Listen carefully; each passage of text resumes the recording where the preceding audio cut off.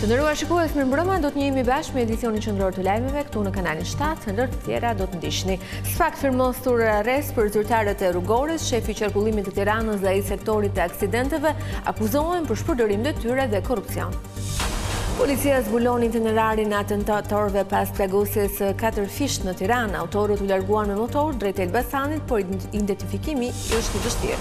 Debate dhe thyrje rregullash në fermën e VIP-ave, Agaj ndëshkon 3 konkurrent, u zbritën 10.000 euro nga çmimi final.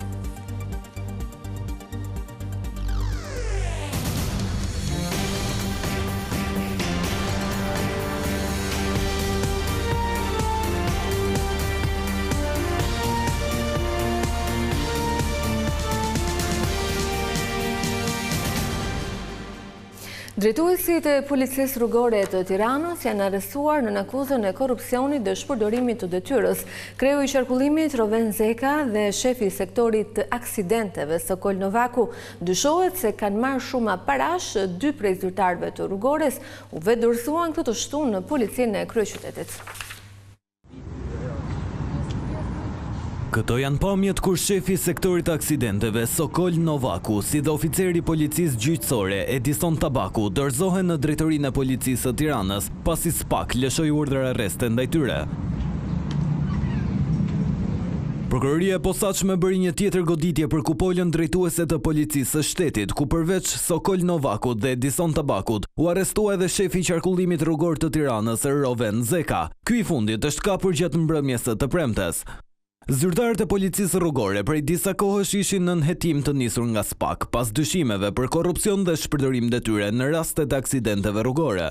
Mësohet se bëhet fjalë për një aksident ku ishte përfshirë një grua, të cilës drejtuesit e rrugores i kanë marrë shuma parash. Ndërkohë, pritet që prokuroria e posaçme të jap më shumë detaje lidhur me operacionin dhe shkeljet e kupolës së rrugores së kryeqytetit.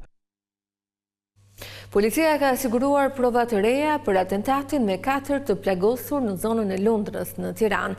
Motori i përdorur nga autorët e krimit të rënd është gjetur në fshatin Mullet, pasi qëlluan me breshëri drejt makinës, ku ndodheshin 2 vëllezër të mitur, shoku i tyre dhe shoferi. Atentatorët u larguan dhe humbën gjurmët në fshatrat e Elbasanit.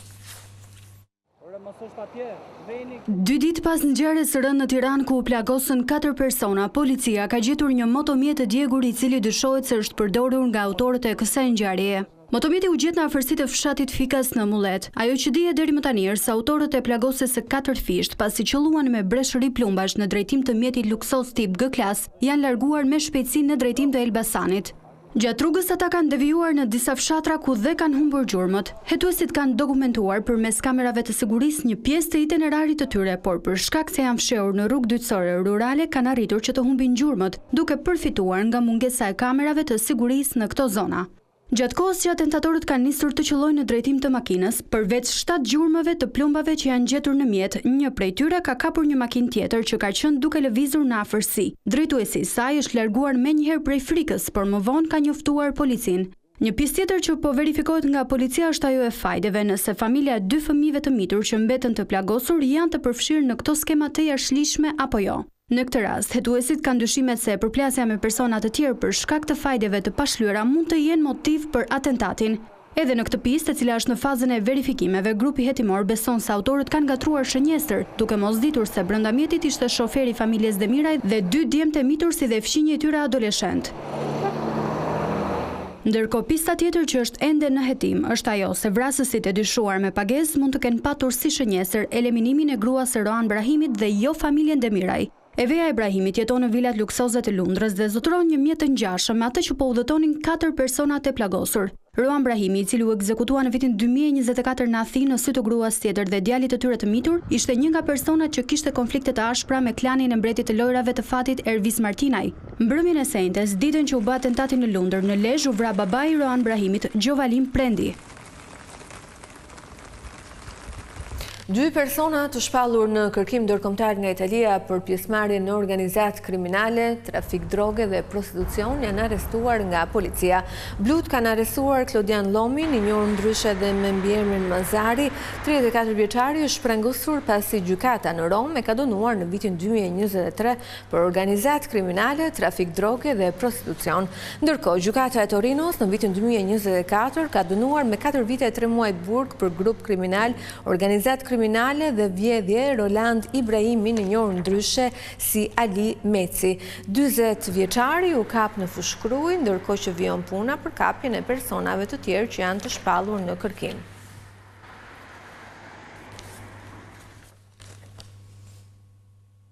Gjykata e Korçës ka lënë në burg Andi Shkullakun, i arrestuar 3 ditë më parë me urdhër të prokurorisë së Korçës. Ai akuzohet për moskallëzim krimi lidhur me ngjarjen e rëndë të ndodhur në 10 gusht të vitit të kaluar, ku mbeti viktim Egli Proga. Arrestimi i tij u bë pasi një dëshmi e re u administrua nga prokuroria e Korçës, ku pretendohet se viktima Egli Proga fillimisht dyshohet se është dhunuar brenda një lokali dhe më pas është goditur jashtë ambienteve të biznesit. Sipas akuzës, arrestuar i Andi Shkullaku dyshohet këtë parë shumë detaje, pasi gjithnjë sipas grupit të hetimit ka qenë prezent ditën e ngjarjes dhe më pas është larguar. Prokuroria e Korçës vetëm para pak ditësh bëri me dije se kishte mbyllur hetimet për këtë çështje, duke dërguar për gjykim dosjen, por dëshmia e re duket se ndryshon dhe një herë tjetër rrjedhën e hetimeve për vrasjen e 42 vjeçarit Egli Proga.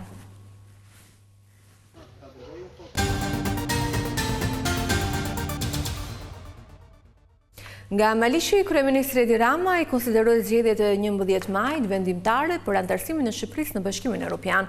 Kryetari i Partisë Socialiste tha se qytetarët duhet të zgjedhin mes kënetës dhe uljes në tryezën e Unionit. Kryeministri Edi Rama ftoi shqiptarët votojnë Partinë Socialiste në 11 maj si e vetmja forcë politike që mund të bëjë Shqipërinë anëtare të BE-s në vitin 2030. Gjatë një takimi në Malish, kryesocialisti theksoi se 11 maj është dita kur vendoset e ardhmja e vendit përtej bindjeve politike të secilit. Të tërë së bashku, përtej dallimeve partijake, përtej të majtës e djathtë, nuk ka të majtët djathtë ka vetëm këtu, trotuari majt, trotuari djathtë. Rruga jonë është vetëm e drejtë, vetëm përpara në Bashkimin Evropian. Lideri i majorancës vuri ndukje se janë 1000 punonjës të administratës që sot përpiqen për mbylljen e negociatave, e asnjë vonesë nuk duhet të ndikojë në rrugën e anëtarësimit në BE. Zgjedhja është midis së mirës madhe të përbashkët të gjithë këtij vendi, gjithë këtij kombi dhe interesit të një familje të vetme. Zgjedhja është midis Shqipërisë 2030 në Bashkimin Evropian, zonjë në Europë dhe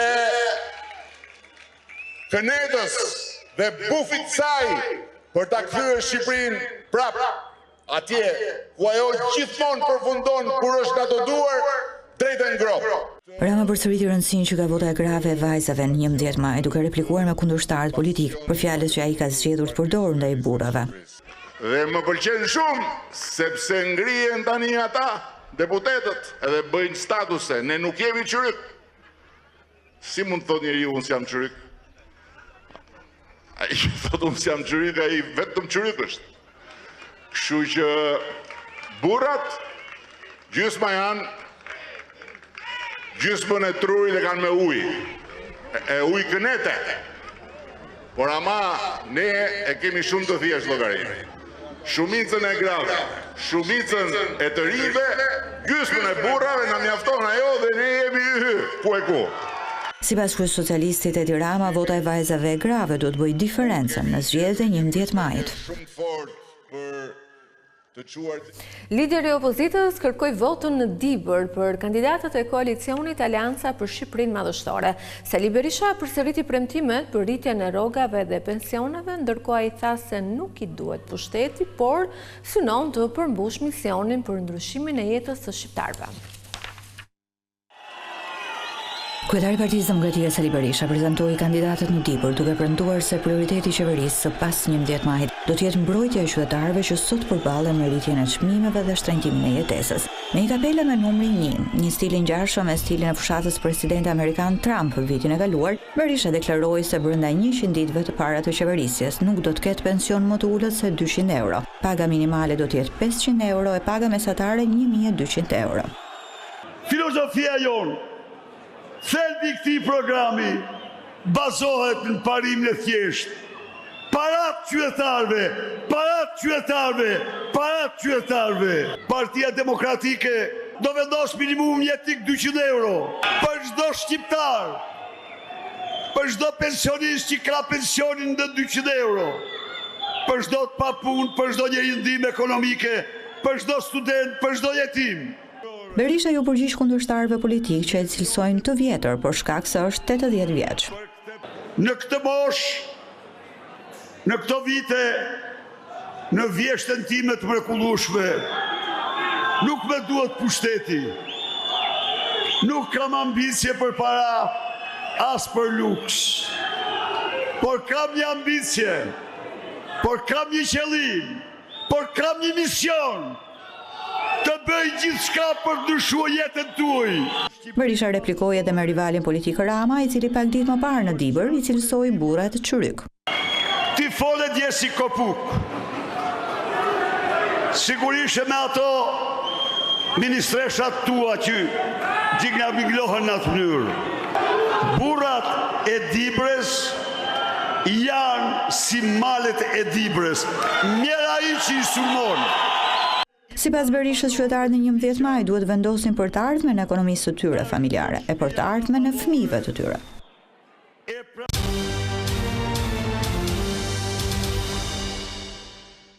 Arqipeshvi i Shkodrës Giovanni Peragjine ka përcjell urimin për Pashk për të gjithë besimtarët. Me thirrjen për më shumë shpresë për vendin, kleriku i është drejtuar edhe politikës që është e angazhuar në fushatën për zgjedhjet parlamentare. Besimtarët katolik dhe ata ortodoks festojnë këtë të diel Pashkën, e cila këtë vit përkon në të njëjtën ditë për të dy besimet fetare. Arqipeshkvi i Shkodrës në mesazhin e tij apeloi për më shumë shpresë për një jetë më të mirë. Krishti i ringjallur është themeli i shpresës së sonë dhe burimi i çdo rilindje të re.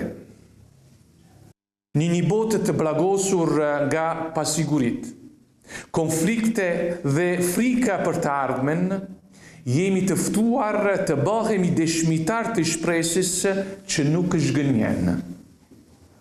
Si bi dhe bia e dritës, të frymëzuar nga Pashka dhe të udhëhequr nga shpirti këtij jubileu, le të bëhemi shenjë shprese në vendin tonë. Arqipeshkvi i Dioqezës së Shkodrës kishte edhe një mesazh për zgjedhjet parlamentare të 11 majit. Qofshin këto zgjedhje një ringjallje vërtete për mbar vendin. Qytetarët të vendosin shumë shpresë në këto zgjedhje dhe nuk mund të zhgënjehen. Shqipëria ka nevojë për një zgjim të madh, një zgjim të ndërgjegjës morale, një gjallërim të jetës shoqërore, një ndryshim të thellë në politike dhe një gjallërim të shpirtit kulturor. Festa e Pashkës është zemra e festave të krishterëve. Krishti u ngjall, më të vërtetë u ngjall. Alleluja. Një 38 vjeçar ka humbur jetën të njëjtë gjatë punimeve për ndërtimin e aeroportit të Vlorës. Mësohet se i riu ka qenë punëtor brenda kantierit dhe ka rënë nga lartësia gjatë punimeve për godinën e terminalit. Policia njofton se do të merrë në pyetje të gjithë personat përgjegjës për punimet në aeroport për zbardhjen e plotë të ngjarjes.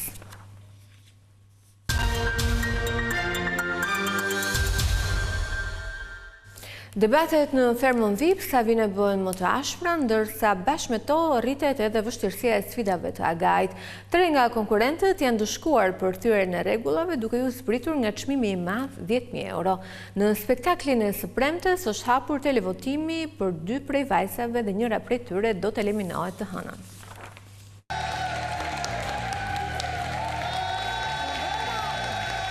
Deklarata të forta, sfida të paparashikuara, emocione të bukura, rregulla të thyera. Ishte kjo panorama e natës së 6 të spektaklit Ferma VIP 2 mbrëmjen e së premtes. Sonte u ndala tek rregullat shkelja e të cilave u kthye në një zakon për fermerët tanë gjatë këtyre ditëve. Gjatë kësaj jave, rregullat e thyera kanë qenë në mënyrë të përsëritur, ndaj spektakli nisi pikërisht me to.